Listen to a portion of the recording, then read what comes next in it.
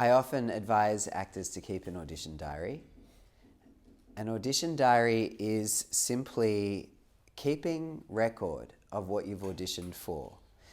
I tend to use notes on my phone. Sometimes other apps are really useful because you can forward your sides into the app so that you also not only have the scene that you auditioned with, but also all of the relevant information about the project.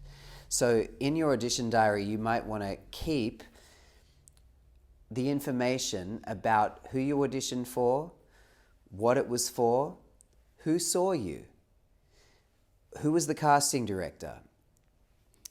In your in the brief, when you get an audition brief, you've got a lot of great information there about not just the casting director, but also who the director is, who the writers were, who the producers are, who the production company is behind the project.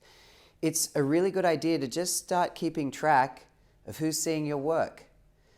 You might even begin to notice that certain production companies or certain directors or even certain writers are calling you in a lot.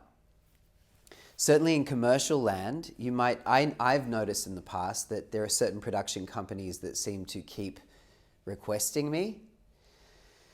And you might even notice that certain directors are requesting you. You'll also begin to very quickly start to figure out which casting directors are fans of your work. And it's so fine too if there are casting directors out there that you're not being seen by, as long as you've got a couple in your pocket that seem to really like what you do.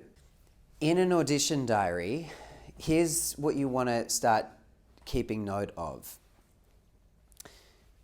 Who's seeing you, what it was for, and then what I like to keep note of is how did it go? What worked? And what could have worked better? Or what was missing from the audition that you could bring to the table next time? The definition of insanity is doing the same thing over and over again, expecting different results. The benefit of keeping an audition diary is that you can learn from your mistakes. You can actually start to keep track of what didn't work for you, as well as what did. And I think it's really important for us all to be clear about what's working in our work. You might discover, like I have in the past, things I might keep note of. Like I'll go, okay, I felt really prepared. I knew my lines really well. What didn't work was I didn't get enough sleep the night before. I was overly tired. I didn't have enough time to put it down. I should have picked a better reader. I've had that happen before. Or conversely, what didn't work was I didn't know my lines well enough. I wasn't as prepared as I would have liked to have been. Remember to ask the casting director what their name is rather than assuming that you know their name. I have made that mistake. So that's what an audition diary is. Just literally keeping note of what the project is, how did it go, what worked, what could have worked better for next time. So you can keep track of who's seeing your work and who are becoming fans of your work. Speaking of diaries, what I wanted to get you guys to do tonight is to do some journaling. And it's to do some journaling. I'm going to get you to do a couple of different things in your journal. I want you guys to do some journaling about how you want your audition to go, about how you want the scene to go tonight. I want you to speak to how you want to feel while you're up here. How you will feel before you get up, how you will feel while you're performing the scene, and how you will feel when you sit back down. We are in the business of performance. And one of the things that sports psychologists or sports coaches will often have athletes at a very high level do is they'll have them journal. they'll have them journal. They'll have them journal in order to begin to visualize. In order to begin to visualize how they want their performance on the court to go, how their performance on the field should go. And there is all of this research and all of this evidence that suggests that when you do visualize how you want a performance to go, your performance will begin to correlate to that vision. Who's had that happen before, where they've envisioned something for themselves and then, much to their amazement, have actually manifested or made that thing happen? It's not creating the vision like it's an expectation of how things should go. It's a possibility. You're envisioning a possibility of how things could go. And I even did this once with a performance coach. He got me to do an ice bath. And before the ice bath, I had to visualize how I wanted the ice bath to go, what kind of experience I wanted to have, how I would feel while I was in the ice bath. And I was really clear about even the fact that I knew I was going to get that initial surge of, that initial shock, that initial rush of adrenaline as you realize how cold it is. But then it was really about what I did after that, what I did with that. And what was incredible was when I did the ice bath, he put a heart rate monitor on me, was that I got into the bath. It was colder than I even thought it was going to be. It was like ridiculously cold. But very quickly, and I could feel, my heart rate accelerate, my breath accelerated. But very quickly I began to get it under control because it's what I said I would do. I had created an intention for myself about how things would go. And I was determined to fulfill on that intention. And so very quickly my heart rate began to slow down and my breath slowed down. And the coach even said to me, he said, that was one of the fastest I've ever seen in terms of somebody's breath and heart rate returning to a relatively normal state. I felt like $1 million by the end of it. So I've noticed that when I get actors to do this before they perform, there's often a really noticeable difference in their work. There's something about being intentional, about really setting an intention about how you want things to go. I was actually listening to a podcast the other day with a guy called Dr. Gabor Mate. And do you guys know? Yeah, he's amazing, right? And he was talking about how he was actually talking about the power of intention and how even on a holiday recently with his wife, they decided to set an intention for what kind of holiday they wanted to have. When you set that intention, you begin to, it's like you start to direct your brain towards fulfilling on that thing. And you can also then begin to create structures for what you need to fulfill on that intention. So let's be intentional about the kind of work you want to do up here tonight, the kind of work you want to do in front of the camera. What will it feel like? What will it feel like before you get up? What will it feel like while you're up here? What kind of work do you want to do? And how will you feel when you sit back down? Because God knows, I know a lot of you sometimes sit down and start beating yourselves up about what you coulda, shoulda, woulda done better. And that's not really helpful. So I want you to be intentional about each step of this process. What will you do if you forget a line? What will you do if something throws you in the scene? How will you handle it? If you're intentional about it, you'll handle it like a pro. So that's the first thing. I'm going to get you to just journal about it for about 5 minutes, give or take. Then we're going to do some journaling from the point of view of your character. You could either journal from the point of view of your character in terms of what they need from the other person in the scene tonight, or what they need in general. Like, what's their inner need, the thing that's actually driving them through the story, that sits beneath whatever their scene objective is. So you could journal in terms of that, in terms of your character's inner need. You could journal in terms of what your character needs in the scene, specifically from the other person in the scene. Or another option is to journal from your own point of view and to connect with what your character's inner need feels like for you in your life. So if what your character needs in the scene is love, or validation, or security, or reassurance, who do you need that from? Who in your life do you need it from? It's to use an as if. So you could say, if you're doing it from your own point of view, I need you to love me. Fill in the person's name, the person from your life. I need you to love me, Dad. I need you to love me, Mum. I need you to love me, whoever the person is.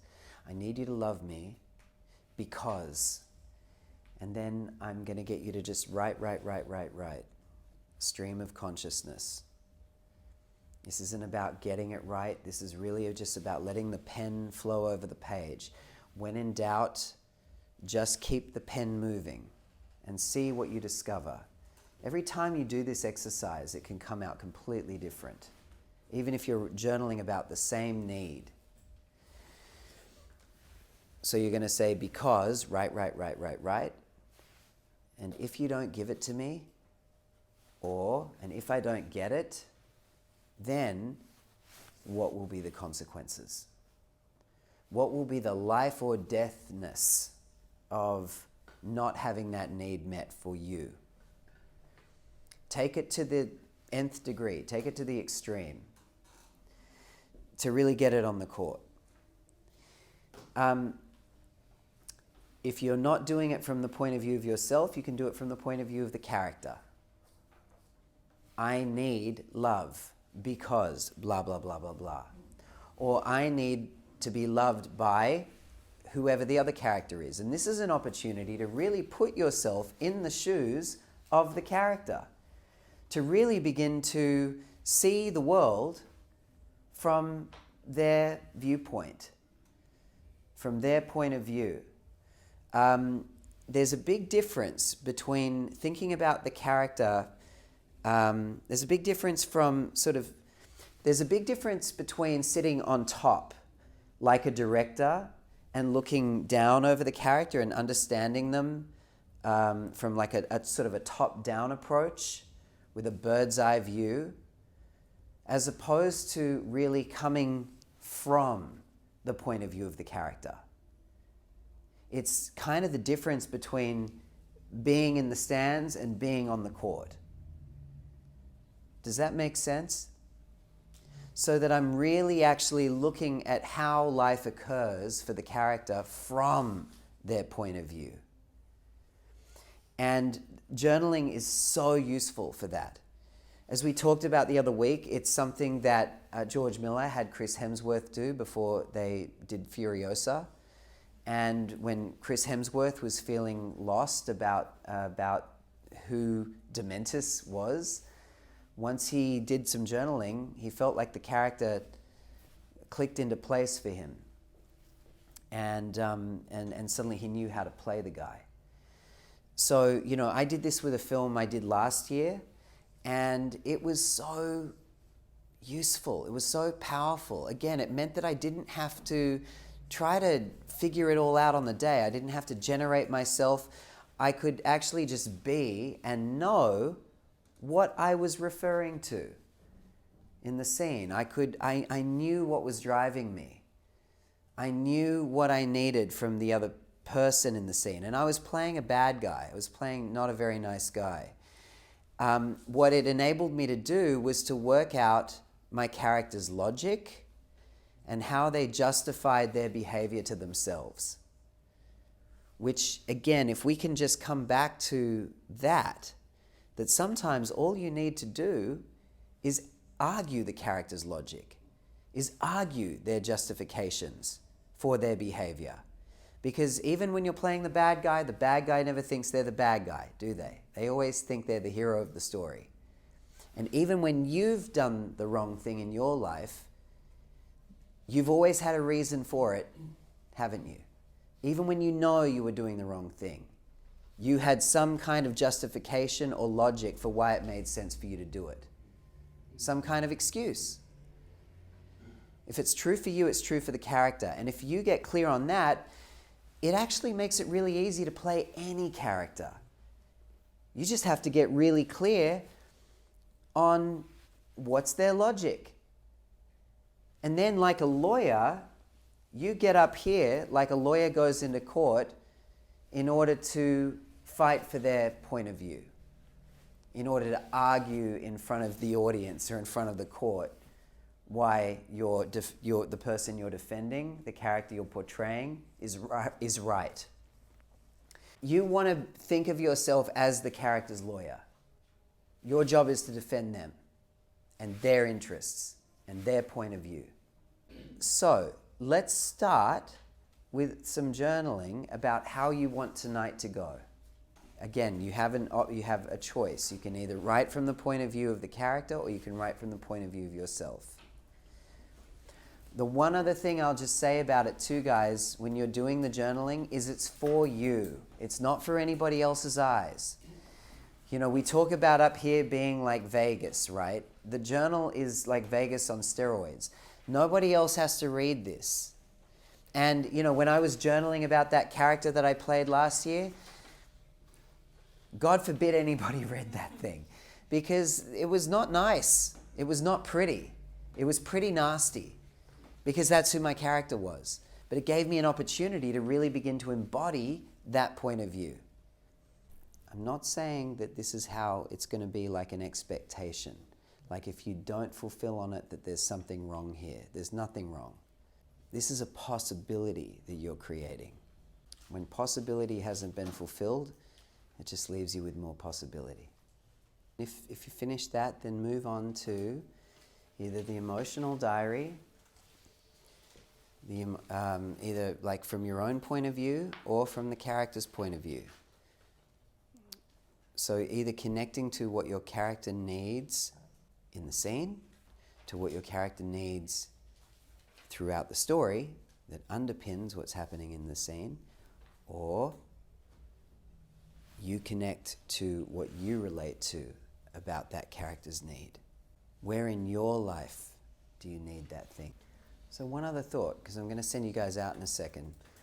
When you run your lines with your partner, I want you to do a run that is too big, that is fully self-expressed, that really allows you to get that need into your body. You're not going to end up performing it that way necessarily, but I want you to really feel what it's like to be big, to be over the top, to embody that need as you run your lines, okay? And then we can put the lid back on it. But let it be free, let it be fully self-expressed. Then, once you've done that, you might want to do a run where you mask that need, where you put the lid back on and you let that need just be behind your eyes. Because in truth, we don't go around just showing everybody what we need all the time, do we? What we do is we hide it behind a persona, behind a mask. We pretend like we don't need it. But before you put the mask on, you need to connect to what that need really feels like and get that fire burning.